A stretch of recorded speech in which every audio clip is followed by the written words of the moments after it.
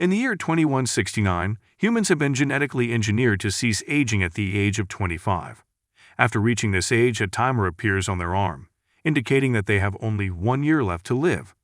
To prolong their lives, people must work, as time has become society's primary currency. As a result, the wealthy can essentially live forever. Society has been divided into distinct areas called time zones, with the affluent residing in New Greenwich. Will, a young man from the ghetto, shares a cramped apartment with his mother, Rachel. They struggle to make ends meet, often having just enough money to survive each day. Despite his mother's disapproval, Will is determined to earn extra money through time fighting. Although Rachel warns him against it, Will remains a kind-hearted individual, always sharing some of his time with a young girl named Maya to help her survive. Will and his best friend Boral work at a local factory, where the prices of snacks are continuously increasing, and it is not uncommon to discover dead bodies of those who have run out of time. The factory pays its workers daily, but frequently comes up with excuses to pay them less. One evening, Will visits a bar to collect an hour owed to him by a gambler. He encounters Boral, who is enjoying drinks purchased by a mysterious man named Henry, who has an entire century on his timer. Despite Will's warnings about the Minutemen, a group of gangsters that steal time, Henry remains unconcerned. As predicted, Fortis, the gang leader, shows up to challenge Henry to a time fight. Will hides in the back while everyone else flees the bar.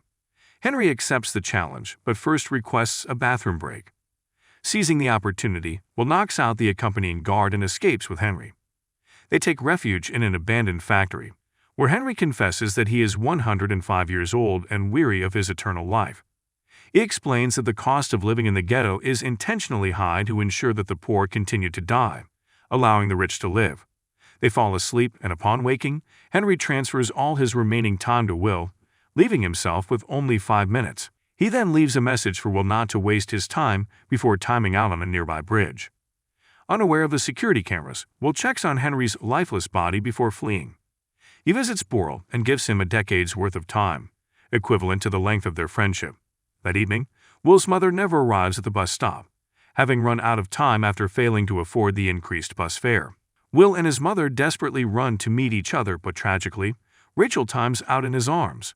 The next day, the timekeepers, a police force, discover Henry's body and suspect Will of murdering him for his time.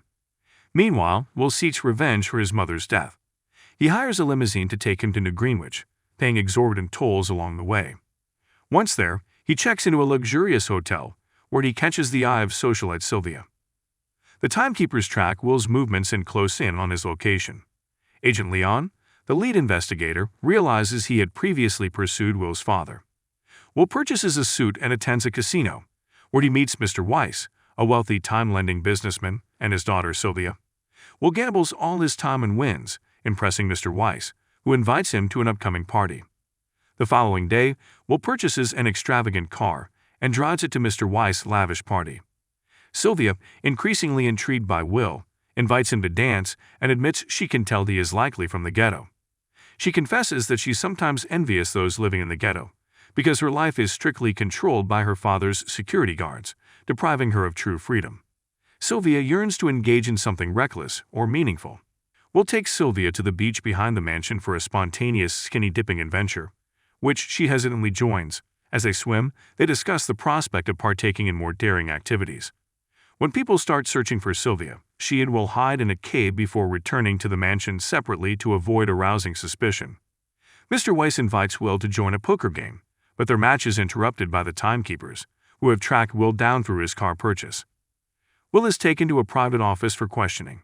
However, when he explains that Henry timed out willingly, the timekeepers do not believe him and confiscate most of his time, leaving him with only 2 hours for processing. Agent Leon remarks on the striking resemblance between Will and his father, whom Will barely remembers. Sylvia and her father intervene, and Will uses the distraction to overpower the timekeepers, steal a gun, and escape with Sylvia as his hostage. Will and Sylvia flee in his car, pursued by Leon. Will manages to outmaneuver Leon's vehicle, causing it to crash into a truck. As they head toward the ghetto, Will requests time from Sylvia, who initially refuses. Distracted by security cameras, Will fails to notice a spike strip and crashes the car.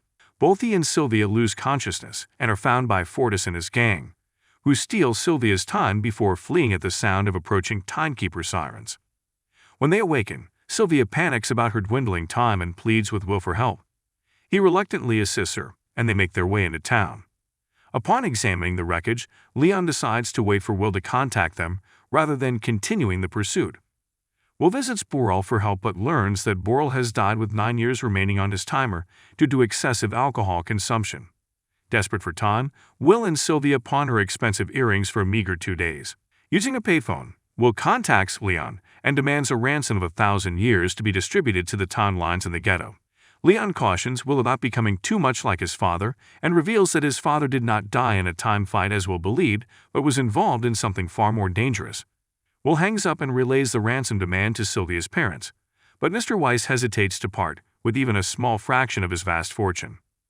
Will takes Sylvia to his apartment for the night, where she changes into his late mother's clothing. Sylvia inquires about Will's father, who was a skilled time fighter that taught Will some tricks.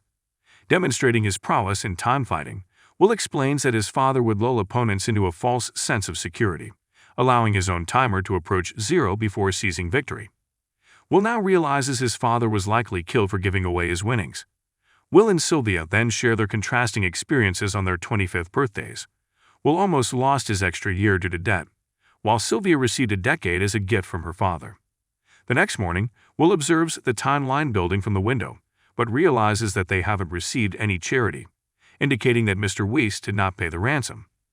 Sylvia is hurt by her father's indifference, but comes to understand that he amassed his wealth by exploiting others. Will urges her to return home, but she refuses, leading them to agree to work together and share a kiss. Sylvia decides to call home, so Will gives her the gun for protection while he keeps watch from a distance. Mr. Weiss answers Sylvia's call and, ignoring her insults, warns her that the timekeepers are on their way. Spotting Leon approaching Will, Sylvia shoots him in the arm. Will checks Leon's timer, learns that timekeepers carry minimal time to discourage theft, and gives him some time for his colleagues to rescue him. As Will and Sylvia flee in Leon's car, Leon is berated by the townspeople for not protecting them. A fellow timekeeper rescues him before the situation escalates. Later, Sylvia points out that they can't keep driving a police car, inspiring Will to impersonate a timekeeper and steal a wealthy woman's earrings and time, leaving her with only 1 day. They take her car and, once at a safe distance, watch the news to learn that they are now fugitives. Will again tells Sylvia to go back, but she refuses, finding their mission more fulfilling. Meanwhile, Mr. Weiss lies to his investors, assuring them everything is under control. Leon informs him that Sylvia is now a criminal as well. Mr. Weiss tries to bribe Leon, who declines and reminds him to inform the timekeepers if Sylvia contacts him or risk being arrested as an accomplice.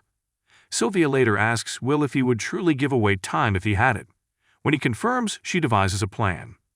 They steal a Weiss money truck and crash it into a time bank, taking as many time capsules as they can and leaving the rest for the people in the ghetto. When the timekeepers arrive, nothing remains. In the evening, Greta discovers a time capsule left by Will as an apology. Will also visits Maya, who is sleeping on the streets, and leaves extra time for her. The rest of the stolen time is taken to the timeline for distribution. At the timekeeper's office, Leon notices unauthorized time and suspects. Will is inadvertently harming those he is trying to help. The next morning, Fortis tries to rob a man who can now defend himself with a gun. Fortis pretends to let him go but shoots him anyway, wasting the man's time. Will and Sylvia continue robbing time banks, making headlines. Mr. Weiss wonders if Sylvia is trying to kill him, but his wife retorts that he nearly suffocated her first. A week later, Leon and his men locate Will's apartment and prepare to arrest them.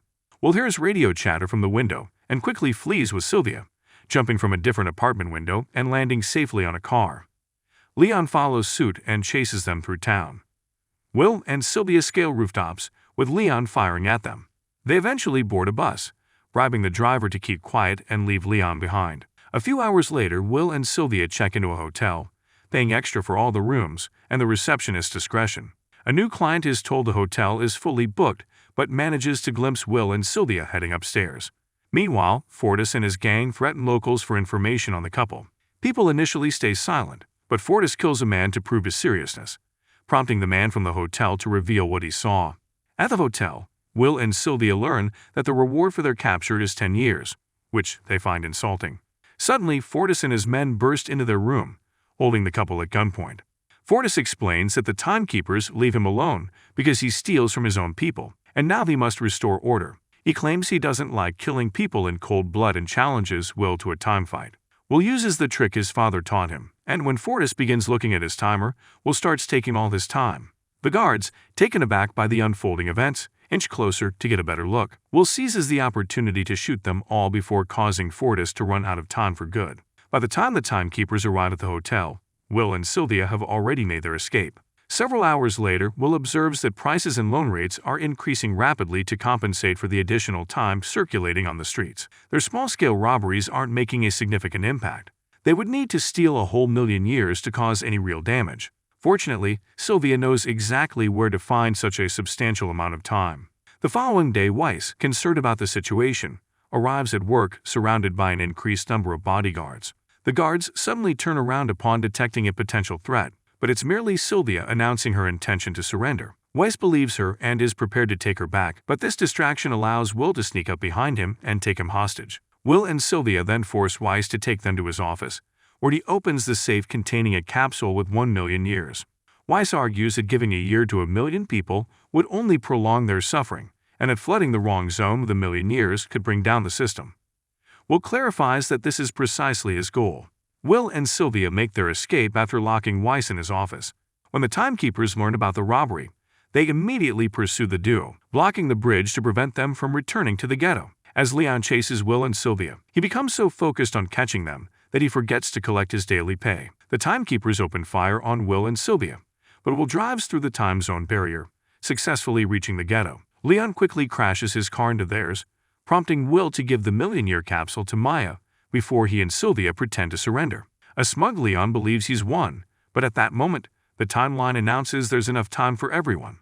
A massive crowd floods the street, impeding Leon and enabling Will and Sylvia to flee.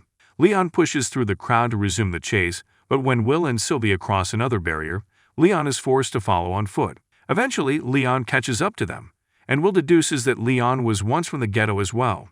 Leon confirms this, explaining that he worked hard to escape, and that this is how it should be before attempting to arrest the pair. Will points out the futility of the arrest, since they only have minutes left to live, causing Leon to check his timer and realize he's running out of time as well. At that moment, his clock times out, and Leon dies on the spot. Will and Sylvia, now with mere seconds left, share a final kiss to say goodbye. However, Will remembers that the timekeeper's vehicles contain time, so he rushes to Leon's car to take some for himself. Sylvia, unable to keep up, fears he won't make it, but Will runs back to her, and they meet halfway, sharing the time just before death can claim them. Back at the company, a defeated Weiss tells his employees not to bother as it's all over. News broadcasts across the nation depict people taking to the streets, factories lying idle, and individuals crossing the zones to reach New Greenwich. Authorities insist that everything is under control, but it's clear that the system is on the verge of collapsing. Timekeeper's office employees decide to go home, realizing they can do nothing to prevent the inevitable. Will and Sylvia, never apprehended, continue targeting bigger banks to prevent the old system from re-emerging, as they remain committed to fighting for a more equitable world. Make sure to subscribe and turn on notifications to stay on top of all the latest recaps and never miss a beat. Thank you for watching.